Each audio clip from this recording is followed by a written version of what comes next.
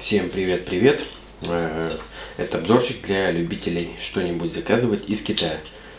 Всякой фигни, мелочи, ну и всякой требудений. Вот себе я увидел как-то на Алиэкспресс, заказал вот такой брелочек, называется Key Finder. Ну, как вы поняли, Key у нас ключики. Ну и типа, короче, такой поиск для ключей.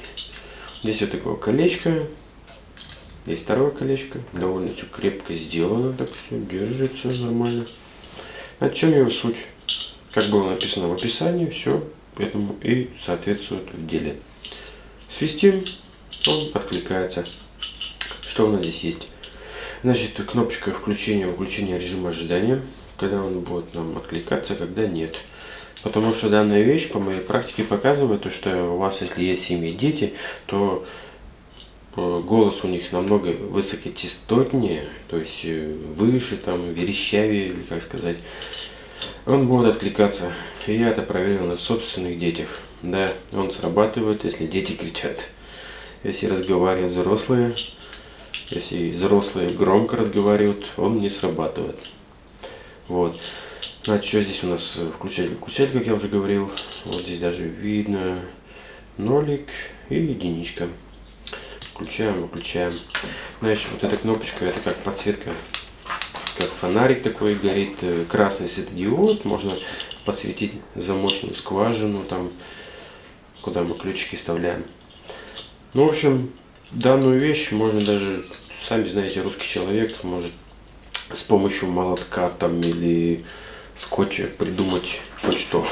Можно даже примотать на скотч там, к пульту дистанционного управления. Если вы часто теряете ключ, то там, не знаю, примотали его, например, взять там пульт, да, сюда куда-нибудь там на скотч приделали, там на двухсторонний скотч там или в какую-нибудь каемочку спрятали, или так вот, чтобы удобнее было.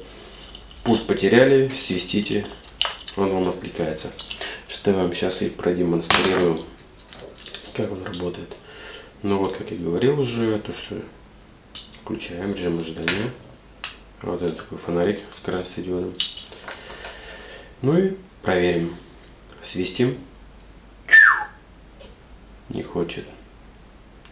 Надо погромче, потому что очень тихо.